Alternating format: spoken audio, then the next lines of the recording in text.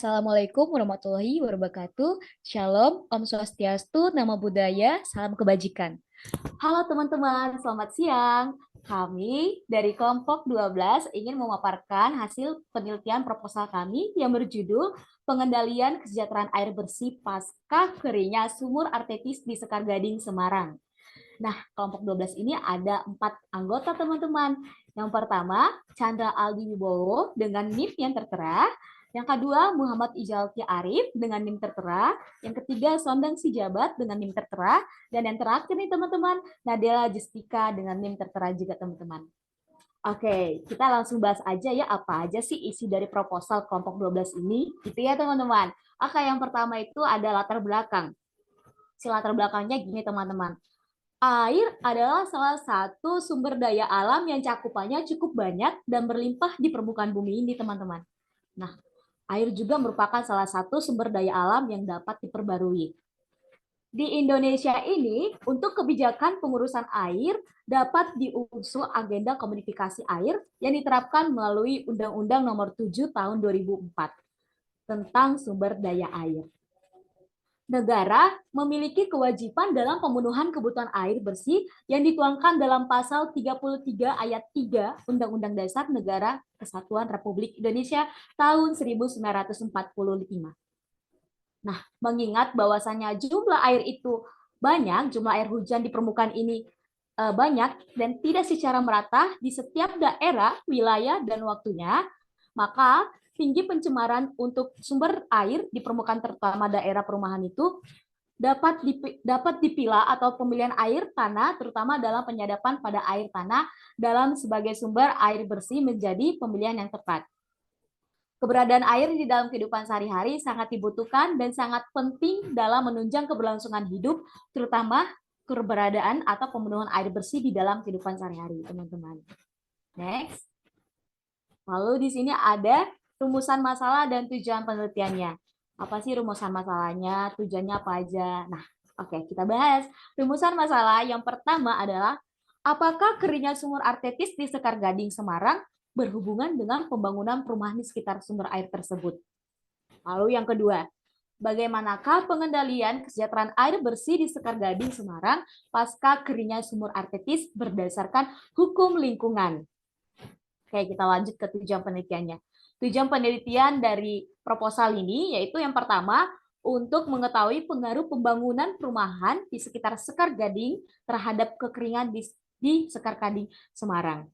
Lalu yang kedua, untuk mengetahui pengendalian kesejahteraan air bersih di Sekar Gading, Semarang pasca keringnya sumur artetis berdasarkan hukum lingkungan.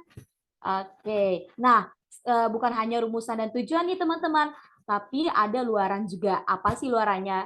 Nah, luaran yang diharapkan dalam penelitian ini adalah penulis dapat diharapkan untuk menyampaikan sebuah pengetahuan tentang pengadaan kesejahteraan air sumur bor di perumahan serta kesejahteraan dalam penggunaan dan mempermudahkan masyarakat sekitar untuk kebutuhan air, untuk memenuhi kebutuhan air di dalam kehidupannya sehari-hari ini teman-teman. Nah, jadi di luaran ini penulis dapat mengharapkan memberikan informasi dan juga bukan hanya informasi, dapat memberikan sebuah tindakan yang nyata dalam kasus ini teman-teman gitu. Oke, next akan dilanjutkan kepada rekan saya Chandra Aldi Wibowo. Silakan. Baik, halo kawan-kawan semua, saya Chandra Wibowo, izin menambahkan untuk penjelasan dari rekan saya Sondang Sijabat. Baik, masuk pada penelitian manfaatnya, yaitu yang pertama ada manfaat teoritis. Nah, untuk manfaat teoritis sendiri, yang pertama, kami berupaya untuk memberikan pengetahuan bagi mahasiswa tentang bagaimana pengendalian air bersih pasca keringnya sumur artetis. Kemudian yang kedua, kami berharap juga dapat memberikan ilmu mengenai hukum lingkungan yang diterapkan oleh pemerintah Kota Semarang. Kemudian untuk manfaat praktis bagi pemerintah sendiri, proposal kami atau penelitian kami nantinya digunakan sebagai bahan pertimbangan terkait belum meratanya kesejahteraan air bersih pada warga Semarang. Seperti itu. Untuk yang kedua, untuk bagi masyarakat sendiri, Diharapkan penelitian kami memberikan pemahaman dan tindakan yang diambil ketika menghadapi keringnya sumur artetis.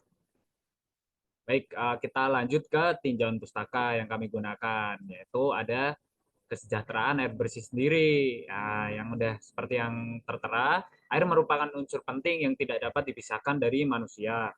Oleh karena itu, air dikelola oleh negara untuk menunjang kesejahteraan rakyatnya. Nah, hal ini tentunya sejalan dengan konstitusi kita, yaitu Undang-Undang Dasar Negara Republik Indonesia tahun 1945, pasal 33 ayat 3.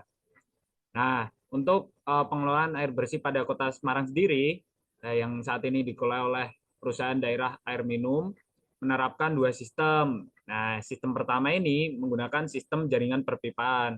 Untuk yang kedua, sistem perpipaan yang dikelola mandiri oleh masyarakat sekitar. Nah, di wilayah Gunung Pati ini sendiri, masyarakatnya menggunakan sistem yang kedua, yaitu sistem yang mandiri, perpipaan mandiri.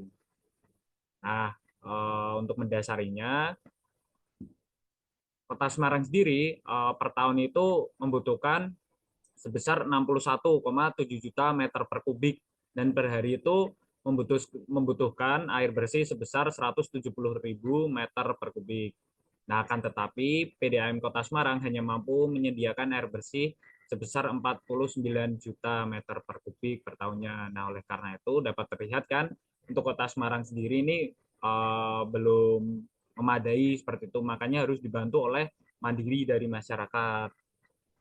Kemudian kita beralih ke sumur artetis. Nah, sumur artetis ini adalah sejumlah air tanah yang memiliki cakupan jumlah yang cukup banyak sebagai reservoir air yang dapat naik ke permukaan tanah sebagai air mancur tanpa bantuan alat pompa air.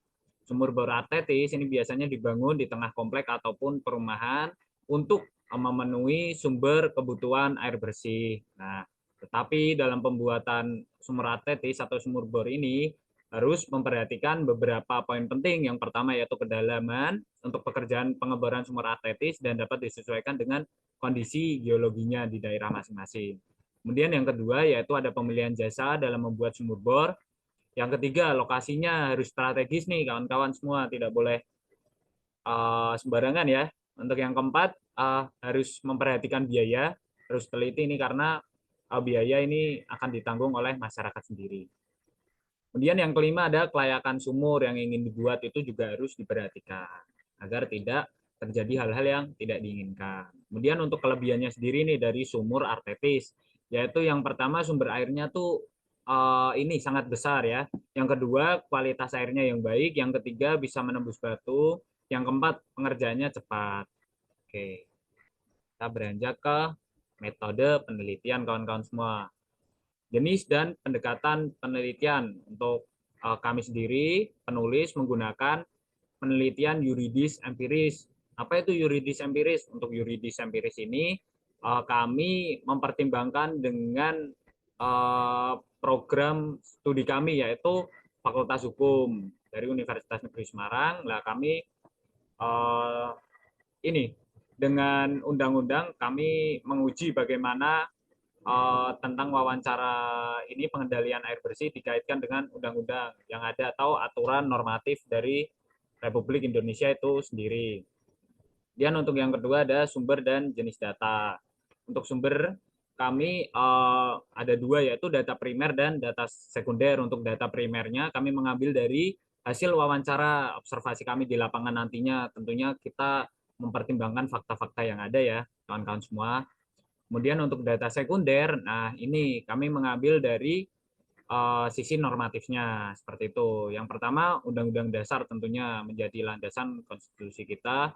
Yang kedua ada Peraturan Daerah Jawa Tengah kawan-kawan nomor 3 tahun 2018 tentang pengelolaan air tanah yang berkaitan dengan sumur artetis tadi.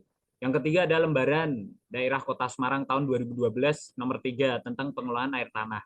Jadi kami sertakan dari Jawa Tengah, provinsi kami, dan tentunya dari Kota Semarang sendiri. Kemudian untuk sebagai data sekunder pendukungnya, kami sertakan buku literatur, hasil karya ilmiah, artikel, dan tentunya jurnal. Kemudian untuk teknik pengumpulan data. Nah, untuk teknik pengumpulan data sendiri, kami menggunakan studi kepustakaan. dan observasi lapangan itu sendiri kawan-kawan. Untuk studi kepustakaan nanti kita mengambil dari e-book dan buku-buku yang berupa fisik seperti itu. Kemudian untuk lokasi penelitian. Untuk lokasi penelitian kami sendiri, yaitu kami berada di Sekar Gading, Kota Semarang. Adapun alasan peneliti memilih lokasi tersebut dikarenakan pada perumahan Sekar Gading, Kota Semarang masih menggunakan sumber atletis untuk menunjang kegiatan sehari-hari ini kawan-kawan, dan belum adanya saluran perusahaan daerah air minum di Kota Semarang yang masuk ke daerah tersebut. Nah, oleh karenanya lingkup sekitar perumahan yang beralih fungsi yang pada awalnya masih berupa hutan dan kebun berubah menjadi perumahan, lalu dikaitkan hal ini dengan masalah air yang terjadi. Seperti itu. Untuk kemudian yang terakhir ini ada validitas data dan analisis data. Untuk validitas data dan analisis data ini kan berkaitan dengan tanggung jawab penulis untuk menyertakan bukti yang valid ya kawan-kawan. Nah, oleh karena itu peneliti membangun dasar penelitian ini dengan hati-hati, dan di akhir laporan artikel ilmiah yang telah tersusun dilakukan editing sebagai penjamin dari peneliti sebelum tercetak. Analisis data yang dilakukan editing sebagai penjamin dari peneliti. Analisis data yang digunakan peneliti adalah dengan metode kualitatif, dengan memperhitungkan dampak dan kelingkungan dengan mengolah perolehan data-data yang telah masuk dan absah, valid ya kawan-kawan, yang kemudian dilakukan penelaahan dan ditarik kesimpulan guna memecahkan masalah yang terjadi terkait dengan pemenuhan kesejahteraan air bersih pasca keringnya sumur atletis di Sekar Gading, Semarang. Baik kawan-kawan, ini ada sedikit dari kami, mungkin kami sertakan, sekalian kami share mengenai untuk biaya dan jadwal kegiatan itu sendiri. Ya, untuk perlengkapan yang diperlukan yaitu kami seharga 1.300.000 untuk perlengkapan. Untuk bahan habis pakai yaitu 250.000. Perjalanan dalam kota sebagai akomodasi perjalanan kami selama melakukan penelitian ini, entah itu dari pemerintah maupun ke provinsi Kota Semarang maupun ke tempat observasi, kami membutuhkan sebesar 3 juta. Untuk harga lain-lainnya, anggaran biaya yang lain, kami sertakan 2.450.000, sehingga jumlah yang kami butuhkan yaitu sebesar 7 juta rupiah seperti itu. Untuk jadwal kegiatan ini niatnya kami akan menyusulkan setelah kami di ACC oleh dosen pembimbing kami. Baik, terima kasih kepada dosen pembimbing, rekan-rekan dan saudara sekalian yang telah menyaksikan isi dari proposal penelitian kami. Mohon maaf apabila ada salah-salah kata yang kami ucapkan maupun kami perbuat. Semoga penelitian kami ini kedepannya bisa berjalan dengan lancar dan semoga dapat bermanfaat bagi warga sekitar dan Negara Kesatuan Republik Indonesia. Sekian dari kami, terima kasih, selamat sore kawan-kawan semua. Terima kasih teman-teman. See you.